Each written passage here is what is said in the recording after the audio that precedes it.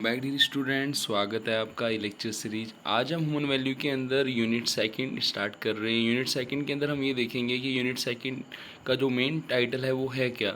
जैसा कि हमने पढ़ा था कि ह्यूमन वैल्यूज़ जो सब्जेक्ट है, ह्यूमन वैल्यू सब्जेक्ट्स के अंदर हमने बात की थी ह्यूमन की। और ह्यूमन की जब हमने बात की थी तो ह्यूमन क्या क्या था, human is equal to I plus body. I means self, और जो आपका आई की नीड थी वो क्या थी, आपकी हैप्पीनेस, जिसको हम सुख बोलते हैं।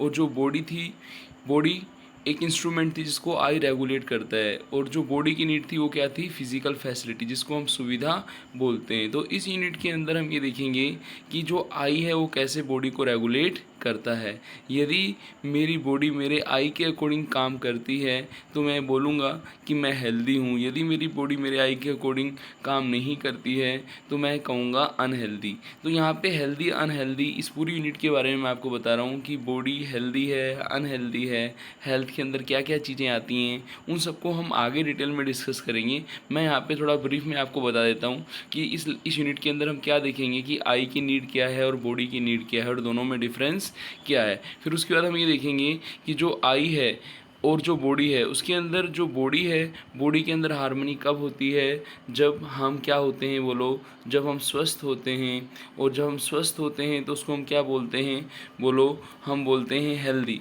और दूसरा रहता है संयम, जिसको हम बोलते हैं सेल्फ रेगुलेशन। तो यहाँ पे हमने थोड़ी देर पहले बात की थी कि जो आई है वो क्या है, आपका बॉडी को रेगुलेट करता है। तो बॉडी क्या हुआ, इंस्ट्रूमेंट, और आई क्या हुआ बोलो, रेगुलेटर, जो बॉडी को रेगुलेट करता है। तो body is instrument regulated by I. यदि मेरा आई बॉडी को रेगुलेट कर रहा है, इट मीन्स मेरी बॉडी जो है कंट्रोल है आई के। तो मैं ये मानूंगा कि मैं अपनी बॉडी को यूज़ कर रहा हूँ किसके लिए, I using my body for something enjoying, for the purpose of responsibility of self towards body. Like हम बॉडी की बात करते हैं कि बॉडी के लिए हमें बॉडी को नर्चर करना है, बॉडी को प्रोटेक्ट करना है, राइट यूटिलाइजेशन सदुपयोग करना है।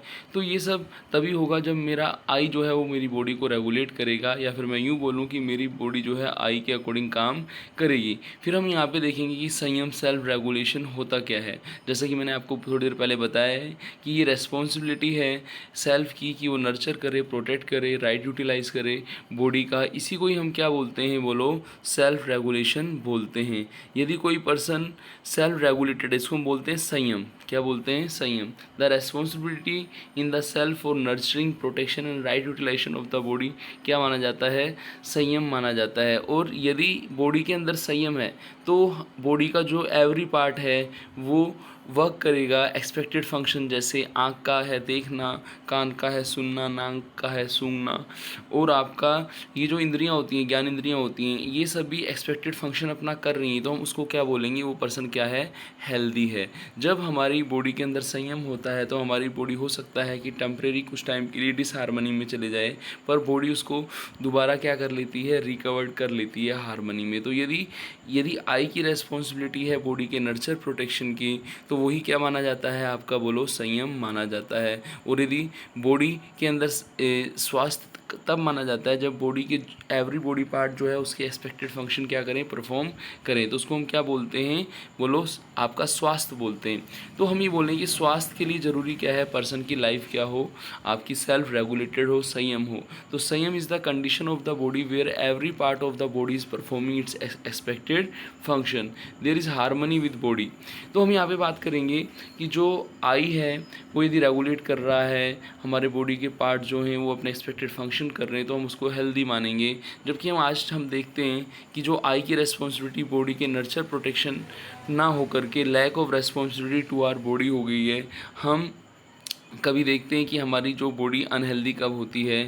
जैसा कि मैंने आपको बोला था कि जब हम हेल्थ के बारे में डिटेल में पढ़ेंगे तो वहाँ हेल्थ के हम टाइप देखेंगे। मैं एक बार आपको बता देता हूँ हेल्थ के कौन कौन से टाइप होंगे, किस तरीके की हेल्थ को हम यहाँ पे डिस्कस करेंगे, जो आपको यहाँ पे भी हेल्प करेंगी, और वहाँ पे जब हम हेल्थ का टॉपिक पढ़ेंगे वहाँ हम डिटेल में देखेंगे।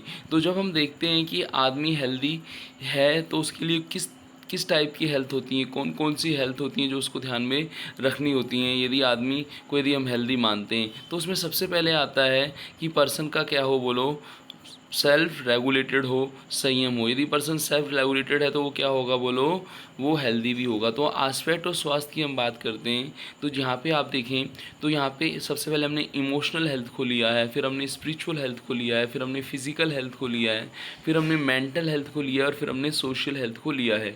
तो हम जब हेल्थ के टाइप पढ़ेंगे तो यहाँ पे अपने 5 टाइप्स आएंगे हेल्थ के। हालांकि हम इन्हें आगे आने वाले लेक्चर, इस यूनिट के लास्ट लेक्चर में डिस्कस करेंगे। अब मैं आपको दोबारा जो है उसी टॉपिक पे ले चलता हूँ जो हम समझ रहे थे कि जो आई है और जो बॉडी है, आई की रिस्पॉन्सिबिलिटी बॉडी के नर्चर प्रोटेक्शन की होती है। और यदि पर्सन हेल्दी तभी माना जाएगा जब बॉडी का एवरी पार्ट जो है स्वस्थ, तब माना जाएगा हेल्दी, तब माना जाए जब बॉडी का एवरी पार्ट जो है उसका एक्सपेक्टेड फंक्शन क्या करे, परफॉर्म करे। तो यहाँ पे भी देखें कि but today there is a lack of responsibility to our body. तो उसका कारण क्या है, देखो जैसे हम देखें tendency of medication to suppress the element, कि हम दवाई को जैसे हम देखते हैं, ये सुनते हैं कि एक आपका जो इलाज होता है हम दवाइयाँ लेते हैं, और एक आपका इलाज जो होता है हम घरेलू जो नुस्खे हैं उनको यूज़ में लेते हैं। तो जैसे ही हम बीमार होते हैं तो हम वेट नहीं करते, तुरंत हम क्या ले लेते हैं बोलो, एलोपैथिक मेडिसिन ले लेते हैं। तो उससे क्या होता है, दवाई से हो सकता है कि हमें आराम मिल जाए, तो उसका जो उपचार हुआ है बीमारी का वो उपचार नहीं हुआ है, उसका निदान नहीं हुआ है, वो कहीं ना कहीं दब जाती है। तो इसके बहुत सारे रीज़न हो सकते हैं। हो सकता है जो हमारा इंटेक है, जैसे आपका पोल्यूटेड एयर का होना हम देखते हैं, वाटर का होना, फूड का होना।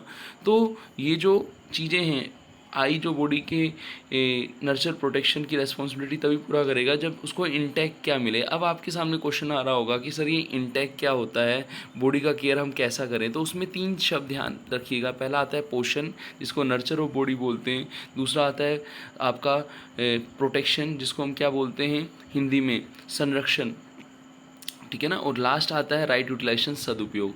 तो हम बात बोले नर्चर ऑफ बॉडी की, हम बात करें पोषण की, यदि हम बात करें तो मैं जैसे कि थोड़ी देर पहले मैंने आपको बताया था, आजकल हम पोल्यूटेड एयर ले रहे हैं, है ना, वाटर जो है, फूड जो है, तो इसको हम बोलते हैं आहार।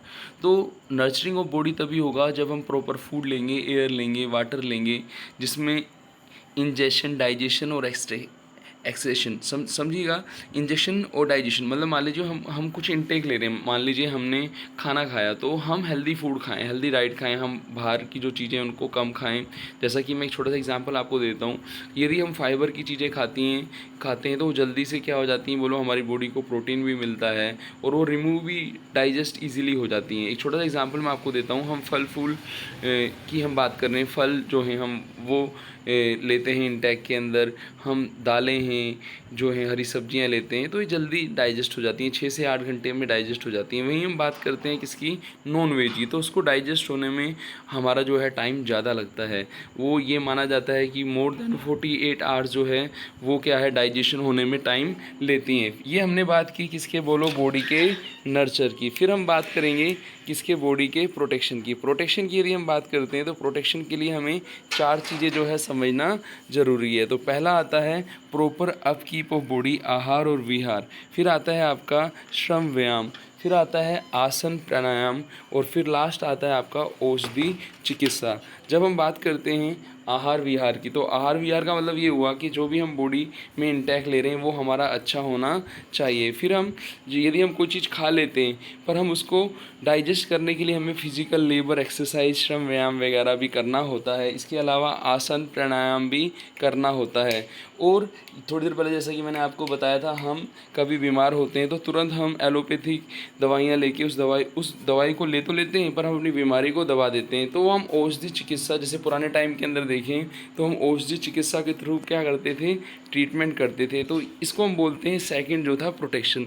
और लास्ट आता है आपका राइट यूटिलाइजेशन, जिसको हम क्या बोलते हैं, सदुपयोग। सदुपयोग तभी होगा, जैसे मैंने थोड़ी देर पहले आपको बोला था कि हमने अपने घर के अंदर देखा है कि हमारी जो बेसिक नीड है वो क्या है, रोटी, कपड़ा, मकान। जैसे आपका फूड हुआ, क्लोथ हुआ, शेल्टर हुआ, तो ये बॉडी के नर्चर के लिए। जैसे हम देखें तो घर हम बनाते हैं तो वो हमें सर्दियों में, गर्मियों में हेल्प करता है, हमारी बॉडी के प्रोटेक्शन की हेल्प करता है। तो वो चीज़ें ज़रूरी हैं। तो जब मेरी बॉडी, मैं अपने रेगुलर फंक्शन जो हैं, पहले आप लोगों को देखेंगे ज़मीनों से जुड़े रहते थे तो वो हेल्दी रहते थे, सुबह उठना उनका शेड्यूल इस तरीके से होता था कि वो फिज़िकल लेबर, एक्सरसाइज करते थे। लेकिन आज के टाइम में हम देखें देखें, हम इंटेक तो ले रहे हैं, हम प्रोटेक्शन भी ले रहे हैं, पर हम बॉडी का राइट यूटिलाइजेशन नहीं कर पा रहे।